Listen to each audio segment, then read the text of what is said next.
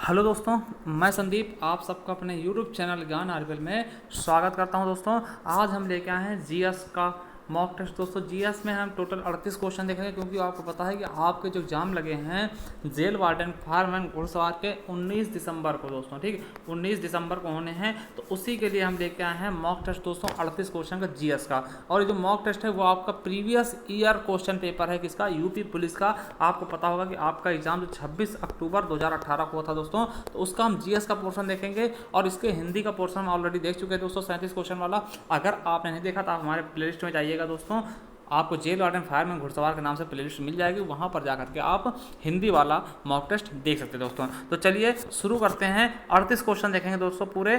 चलिए शुरू करते हैं। पहला क्वेश्चन देखिए, सामान्य ज्ञान का पहला क्वेश्चन क्या है दोस्तों कि किसी भी प्राकृतिक कच्चे माल, पौधे या जानवर के बिना बनाए गए एक मानव निर्मित फाइबर, यह कोयले, पानी और हवा से तैयार किया गया था। यह पहला पूर्ण सिंथेटिक फाइबर है। यह कौन सा है दोस्तों? जैव प्लास्टिक, नायलॉन, पॉलिस्टीरीन या फिर रेयान दोस्तों। तो इसका सही ऑप्शन कौन सा हो जाएगा दोस्तों, ये हमें बताना है दोस्तों। तो कौन सा सही ऑप्शन होगा दोस्तों? हमारा बी नंबर क्या होगा? नायलॉन दोस्तों। देखिए नायलॉन किसी भी प्राकृतिक कच्चे माल यानी पौधे या जानवर के बिना बनाया गया है। यह मानव निर्मित क्या है? मानव निर्मित फाइबर है। कौन सा है? मानव निर्मित फाइबर है। इसे पानी, हवा तथा कोयले से तैयार किया गया दोस्तों, ठीक है। पानी, हवा तथा कोयले से तैयार किया गया। किसको? नायलॉन। तो हमारा सही ऑप्शन कौन सा जाएगा? बी नंबर, नायलॉन दोस्तों। अगला है विश्व हिंदी दिवस को मनाया जाता है दोस्तों। बहुत बार हम पढ़ाए हैं, जितनी बार पढ़ाएं उतनी बार बताएं कि ये क्वेश्चन आपके लिए बहुत ही इंपॉर्टेंट है। एक विश्व हिंदी दिवस और एक हिंदी दिवस दोस्तों। तो विश्व हिंदी दिवस कब मनाया जाता है? तो आपको बता दें 10 जनवरी। हमारा ए ऑप्शन बिल्कुल राइट होगा। क्यों मनाया था दोस्तों ये भी हम बता चुके थे कि 10 से 12 जनवरी के बीच 1975 में, 10 से 12 जनवरी के बीच 1975 में नागपुर में, कहां पर? नागपुर दोस्तों। कहां पड़ता है ये हमें बताना आप। नागपुर में प्रथम विश्व हिंदी सम्मेलन स्थापित हुआ था। प्रथम विश्व हिंदी सम्मेलन मनाया गया था दोस्तों। कब? 10 जनवरी से 12 जनवरी के बीच 1975 में नागपुर में दोस्तों, ठीक है। इसीलिए हम प्रतिवर्ष हम 2006 से, कब से? 2006 से विश्व हिंदी दिवस मनाते हैं 10 जनवरी को, 10 जनवरी दोस्तों, है ना। और इसका जो बोध वाक्य मतलब थीम था वो था वसुधैव कुटुंबकम। क्या था? वसुधैव कुटुंबकम। किसका था? पहले जो हिंदी सम्मेलन था उसका जो थीम होता है वो क्या था? वसुधैव कुटुंबकम दोस्तों, ठीक। चलिए बहुत अच्छा क्वेश्चन। अब देखिए क्वेश्चन और पूछते हैं कि हिंदी दिवस, देखिए ये विश्व हिंदी दिवस है तो 10 जनवरी हो जाएगा। अगर हिंदी दिवस पूछता तो क्या होता? 14 सितंबर दोस्तों। कब? 14 सितंबर।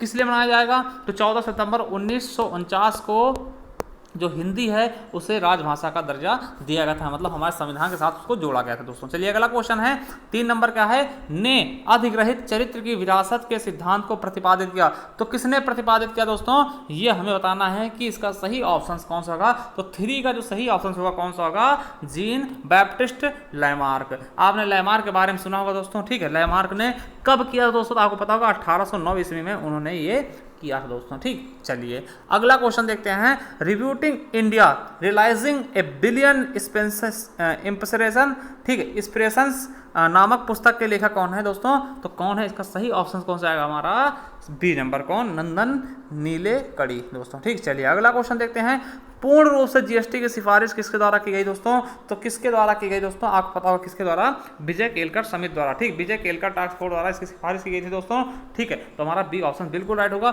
आपको पता होगा कि जीएसटी दिवस कब मनाते हैं दोस्तों, ठीक है। अगर आपको पता है तो आप हमें कमेंट बॉक्स में कमेंट करके जरूर बताना जीएसटी दिवस कब मनाते हैं, और सबसे पहले किस राज्य ने मंजूरी दी थी, और सबसे लास्ट में किस राज्य में ये लागू हुआ दोस्तों, ठीक। चलिए अगला क्वेश्चन बहुत ही इंपॉर्टेंट है दोस्तों, भारत का पहला साइबर पुलिस स्टेशन स्थापित किया गया। दोस्तों भारत का पहला जो साइबर पुलिस स्टेशन है कहाँ पे स्थापित किया गया था दोस्तों? देखिए ये करंट क्वेश्चन नहीं था, ये बहुत ही पुराना क्वेश्चन था। कहाँ पे किया गया दोस्तों? इसका सही ऑप्शन का जाएगा बंगलुरु। कहाँ पर? बंगलौर में दोस्तों, ठीक। कब किया गया? अगर इसकी बात करते हैं 30 अगस्त 2001 को। कब? 30 अगस्त 2001 को दोस्तों पहला साइबर स्टेशन मतलब कि स्थापित किया था। कहाँ पे? बंगलुरु में। चलिए अगला क्वेश्चन है, देखिए बहुत ही अच्छा क्वेश्चन दोस्तों, ये हमारे रायबरेली के लिए बहुत अच्छा क्वेश्चन है, ठीक है। ये हमारे रायबरेली से रिलेटेड है। देखिए एशियाई खेल 2018 में महिला 3000 मीटर बाधा दौड़ प्रतियोगिता में रजत पदक विजेता सुधा सिंह उत्तर प्रदेश के किस जिले से संबंधित हैं? तो कहाँ से? रायबरेली जिले से, ठीक। ये हमारे जिले से संबंधित है। कौन? सुधा सिंह जी। चलिए अगला क्वेश्चन देखते हैं। नेक्स्ट क्वेश्चन कहता है, 8वां क्वेश्चन देख लेते हैं। दोस्तों 8वां क्वेश्चन क्या है कि कब संयुक्त प्रांत का नाम बदलकर उत्तर प्रदेश रखा गया था दोस्तों, कब रखा गया था संयुक्त प्रांत का नाम बदलकर उत्तर प्रदेश? 26 जनवरी 1950, 24 जनवरी 1950 या 15 अगस्त 1950 या 2 अक्टूबर 1950?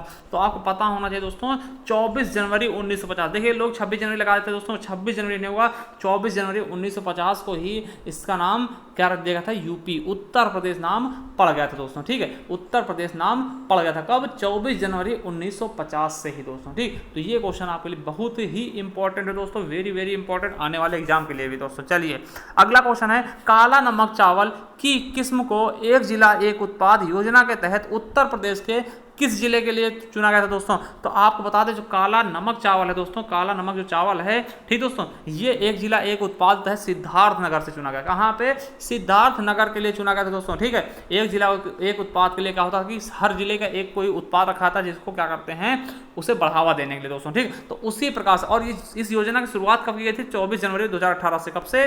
24 जनवरी 2018 से दोस्तों। यहाँ से बहुत सारे क्वेश्चन हमेशा पूछा थे। ठीक दोस्तों, अब देखिए इसका सही आंसर क्या हो जाएगा हमारा? सिद्धार्थनगर। अब बात करते हैं गोरखपुर का क्या है, तो गोरखपुर का टेराकोटा दोस्तों, बहुत बार पूछा गया टेराकोटा। ठीक, क्या है? टेराकोटा। देखिए मिट्टी के बर्तन जैसे होते हैं दोस्तों, टेराकोटा। ठीक है, चलिए गोरखपुर का क्या है? टेराकोटा दोस्तों। वहीं पर अगर हम बात करते हैं आजमगढ़ की, तो ब्लैक पॉटरी है। क्या है? ब्लैक पॉटरी है दोस्तों। ठीक, और गोंडा क्या है दोस्तों? तो खाद्य संस्करण है दोस्तों, खाद्य प्रसंस्करण मतलब दालें। ठीक, गोंडा क्या है? दालें दोस्तों। चलिए अगला क्वेश्चन देखते हैं, सूफी कवि अमीर खुसरो का जन्म उत्तर प्रदेश के किस जिले में हुआ दोस्तों? देखिए हम बहुत बार बताएं इनके बारे में कि कहाँ हुआ था दोस्तों इनका जन्म, तो एटा जो कि अब कासगंज पड़ता है, वर्तमान में कहाँ पड़ता है दोस्तों? कासगंज। और देखिए इनके लिए एक बहुत अच्छी बात कही जाती है कि क्या है कि इन्होंने दिल्ली के लगभग 7 सुल्तानों का शासनकाल देखा था। कितने सुल्तान? 7 सुल्तान जो हुए थे दिल्ली के, उनके शासनकाल में ये शामिल थे। इन्हीं के समय में 7 ने शासन किया था दोस्तों। ठीक है, तो ये चीज़ें आप लोग याद रखेंगे। और इन्हें तूताए हिंद, तूते हिंद या फिर तोताए हिंद या फिर हिंदुस्तान का तोता भी कहा जाता है। और ये खड़ी बोली के जनक है, ये भी आप लोग अपने दिमाग में बिठा लेना। खड़ी बोली के जनक कौन है दोस्तों? तो कौन है? अमीर खुसरो जी। चलिए अगला क्वेश्चन है, बहू बेगम का मकबरा कहाँ स्थित है दोस्तों? तो फैजाबाद में स्थित। इसके बारे में कुछ ज्यादा जानना है नहीं, इसे बस रट लेना दोस्तों। तो कहाँ पर है?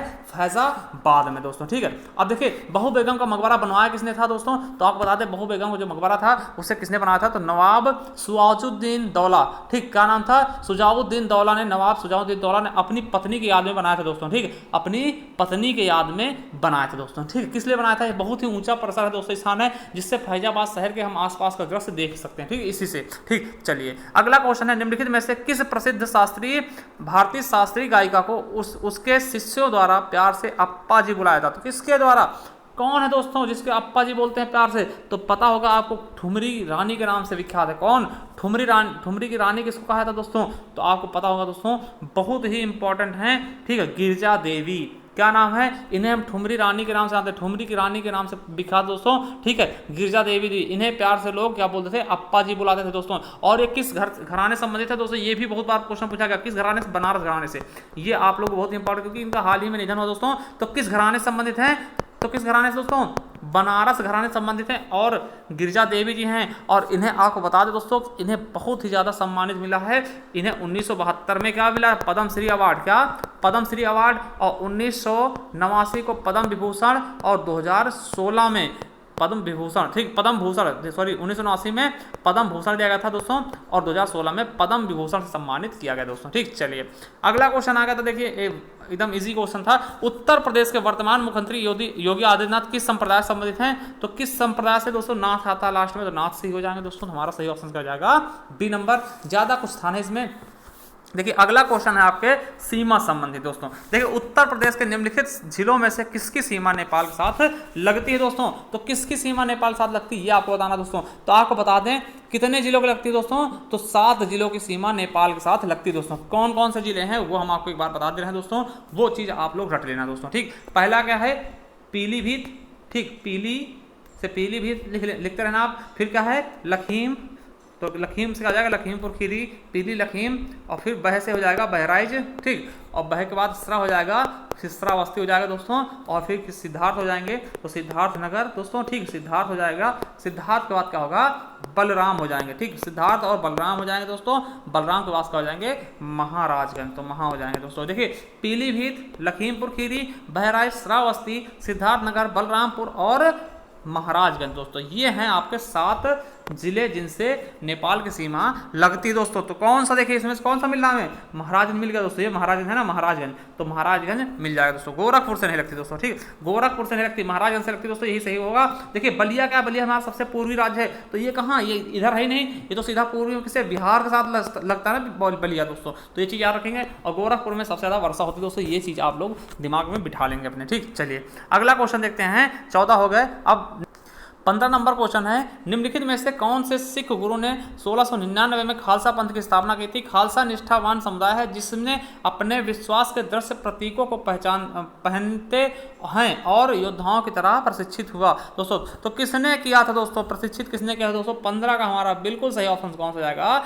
गुरु गोविंद सिंह जी। खालसा पंथ की स्थापना किसने की, ये आपके लिए बहुत इंपॉर्टेंट, किसने की, गुरु गोविंद सिंह जी ने। चलिए अगला क्वेश्चन देखते हैं, वित्तीय वर्ष 2017-18 के दौरान भारतीय रिजर्व बैंक द्वारा लगभग 9 वर्षों में सोने की पहली खरीद में खरीदे गए सोने की मात्रा कितनी थी दोस्तों। तो इसका सही ऑप्शन कौन सा हो जाएगा हमारा, 24 का डी नंबर, कितना, 8.46 मीट्रिक टन। चलिए अगला क्वेश्चन देखते हैं, 17 नंबर, किस सिख गुरु ने सिख विवाह समारोह की शुरुआत आनंद कारज के नाम से की थी। तो आनंद कारज की शुरुआत किसने की दोस्तों, ये भी देखिए एकदम बढ़िया क्वेश्चन है दोस्तों, इंपॉर्टेंट क्वेश्चन है। देखिए गुरु जो सिख समुदाय था, 2 क्वेश्चन पूछ लिए गए, ठीक, कौन थे, तो गुरु अमरदास जी, कौन, गुरु अमरदास जी। चलिए अगले क्वेश्चन की तरफ चलते हैं, सांख्यिकी और कार्यक्रम कार्यान्वित मंत्रालय द्वारा 2016-17 के लिए दिए गए बागवानी आंकड़ों के अनुसार सबसे बड़ा फल उत्पादक भारतीय राज्य कौन सा है। तो सबसे ज्यादा फल उत्पादक करता है दोस्तों, वो राज्य कौन सा है दोस्तों, तो आपको बता दें कौन सा है, आंध्र प्रदेश। कौन सा दोस्तों, आंध्र प्रदेश सबसे ज्यादा फल के उत्पादन करता है। अगला है, वित्तीय वर्ष 2017-18 के दौरान भारत के व्यापार घाटे की लगभग राशि क्या है दोस्तों। तो इसका सही ऑप्शन कौन सा जाएगा हमारा, 156.80 बिलियन डॉलर दोस्तों, ठीक। चलिए अगला क्वेश्चन देखते हैं, 20 नंबर क्वेश्चन का।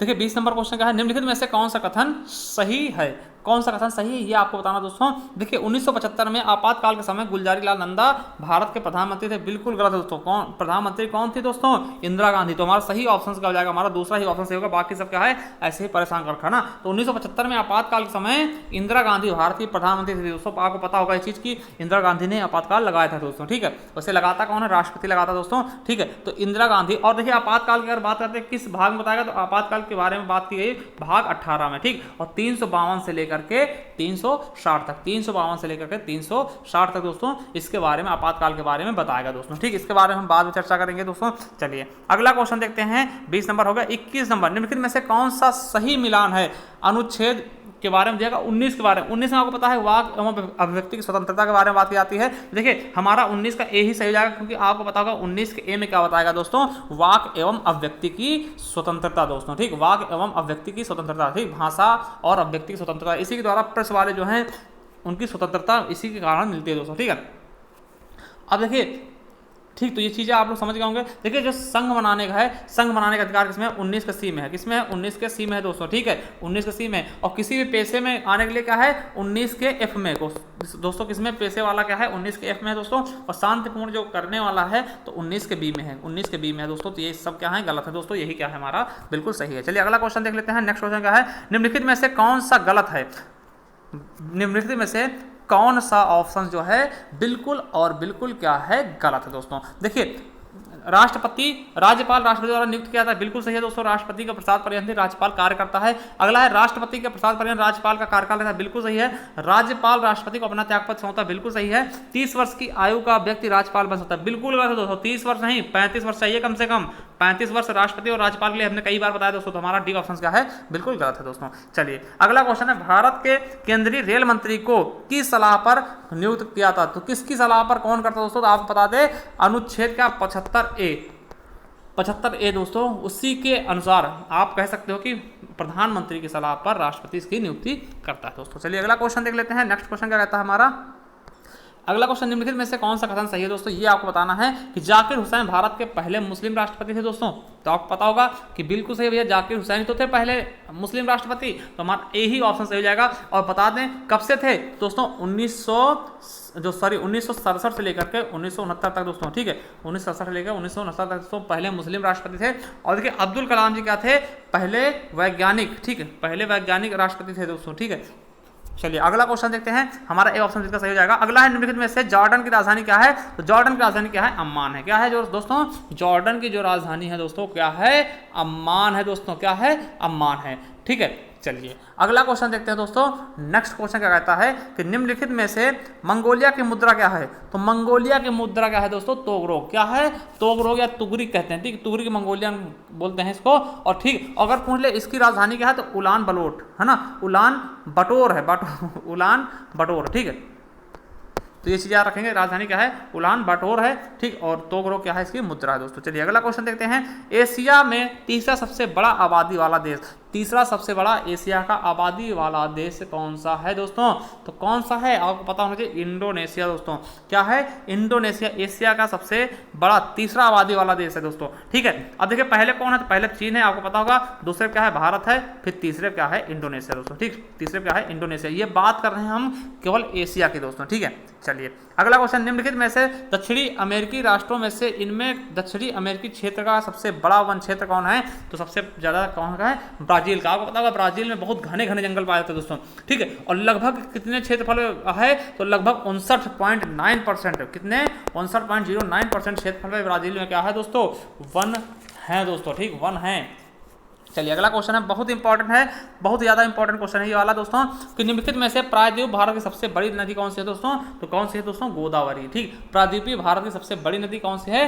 गोदावरी। और ये निकलती कहाँ दोस्तों? इसकी लंबाई लगभग 1465 किलोमीटर है दोस्तों। 1465 किलोमीटर है दोस्तों। और ये कहाँ निकलती है? तो नासिक के त्र्यंबकेश्वर की पहाड़ियों में निकलती है दोस्तों। कहाँ से? त्र्यंबकेश्वर की पहाड़ियों में निकलकर बंगाल खाड़ी में ये क्या होती है? गिर जाती है या मिल जाते हैं दोस्तों। चलिए अगला है कि संयुक्त राष्ट्र द्वारा मानवाधिकारों के सार्वभौमिक घोषणा को चिन्हित करने के लिए हर वर्ष किस तिथि को अंतर्राष्ट्रीय मानवाधिकार दिवस मनाया था दोस्तों? देखिए क्वेश्चन को घुमा देगा। अगर सीधा पूछता आपसे मानवाधिकार दिवस कब मनाया था तो आप बताते 10 दिसंबर को। वही चीज इसमें थोड़ा सा घुमा दिया गया दोस्तों। तो क्वेश्चन थोड़ा सा घुमा देते दोस्तों, तो क्या हो जाएगा? 10 दिसंबर दोस्तों। चलिए अगला क्वेश्चन देख लेते हैं। नेक्स्ट क्वेश्चन क्या कहते हैं?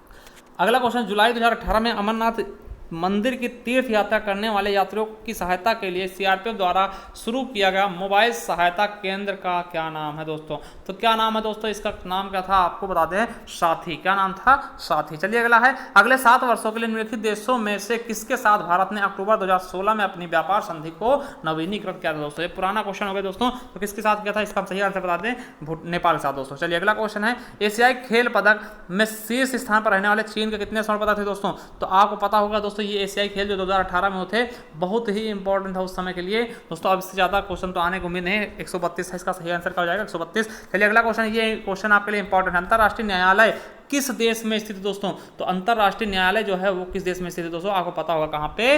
नीदरलैंड में दोस्तों। ठीक है, नीदरलैंड के कहाँ पे? हेग शहर में। कहाँ पे है? हेग शहर में स्थित है दोस्तों। ठीक है, नीदरलैंड के हेग शहर में स्थित है दोस्तों। ठीक है, चलिए अगला क्वेश्चन है, क्या कहता है? 35 नंबर, पेड़ पौधों में निषेचन के बाद अंडाशय परिवर्तित होता है। तो अंडाशय किस में परिवर्तित होते हैं दोस्तों? ये चीज आपके लिए इंपॉर्टेंट है। तो किसमें? देखिए जो फल होते हैं वो अंडाशय में परिवर्तित होते हैं। सॉरी, अंडाशय जो है फल में परिवर्तित होते हैं दोस्तों। ठीक है, तो हमारा सही ऑप्शन कौन सा हो जाएगा? डी नंबर, बिल्कुल और बिल्कुल ही राइट होगा दोस्तों। ठीक है, चलिए अगला क्वेश्चन है, क्षतिग्रस्त सीएफएल, जो आप लोग सीएफएल देखते होंगे लाइट होती है, या फिर फ्लोरोसेंट ट्यूबों का निपटान सुरक्षित रूप से किया जाता है क्योंकि इसमें वाष्प होती है जो स्वभाव से जहरीली होती है दोस्तों। ठीक, तो किस जो आप ये पूछा जा रहा है कि इसमें जो सीएफएल होते हैं जो उसमें आपको दिखता होगा अंदर व्हाइट सा लेप होता है, वो किसका लगा होता है दोस्तों? वो चीज़ पूछा गया। तो किसका होता है दोस्तों? पारे का। ठीक, आपको पता होगा HG। ठीक, और देखिए पारा का तो जहरीला होता है दोस्तों। क्या होता है? जहरीला होता है। इसीलिए जब ट्यूबलाइट खराब होते हैं उनको अलग फेंक दिया जाता है सुरक्षित जगह दोस्तों। ठीक, इससे कोई चाट ना पाए। अगर इसे चाटेगा दोस्तों क्या होगा? जहरीला होता है दोस्तों, दिक्कत हो जाएगी ना। तो चलिए बताते हैं कौन हो जाएगा? पारा। अब देखिए पारे का प्रयोग कहाँ करते हैं आपको पता होगा, बहुत ज्यादा। ठीक, ये द्रवावस्था में पाया जाता है, द्रवावस्था में पाया जाता है दोस्तों। इसका प्रयोग हम थर्मामीटर में देखते हैं, बैरोमीटर में देखते हैं, मैनोमीटर में देखते हैं, और सीएफएल तथा फ्लोरोसेंट ट्यूबों में देखा जाता है। ठीक, चलिए अगला क्वेश्चन देखते हैं, आज का 37वां क्वेश्चन, पौधे में पानी और पोषक तत्वों के परिवहन के लिए संवहनी ऊतक को क्या कहा जाता है दोस्तों? देखिए पानी के लिए क्या होता है? जाइलम होता है, जल के लिए जाइलम, और खाने पीने के लिए फ्लोएम दोस्तों। ठीक, तो ये चीजें याद रखेंगे, जल के लिए जाइलम दोस्तों। ठीक, जल के लिए जाइलम, और जो अगर जो भोजन बनाने के लिए प्रकाश संश्लेषण द्वारा भोजन बनाने के लिए अंग जो भागों तक पहुंचाता है कुछ होकर आता है फ्लोएम। जल के लिए जाइलम इतना याद रखेंगे और बाकी खाने पीने के लिए फ्लोएम दोस्तों। ठीक है, चलिए अगला क्वेश्चन है, निम्नलिखित विकल्पों में से पुनरुत्पादन बीज उत्पादन पौधे का नाम है कौन है दोस्तों? गेंदा या ब्रेड मोल्ड या फिर आलू या फिर अदरक दोस्तों। इसका ऑप्शन कौन सा सही होगा वो आप हमें कमेंट बॉक्स में करना, और कमेंट बॉक्स में करने के बाद आप हमें बताना कितने क्वेश्चन आपने सही किए दोस्तों। तो चलिए मिलते हैं अगले मॉक टेस्ट के साथ, तब तक के लिए आप हमारे चैनल को सब्सक्राइब कर लें और हमारे चैनल पे बने रहे दोस्तों। थैंक यू, धन्यवाद।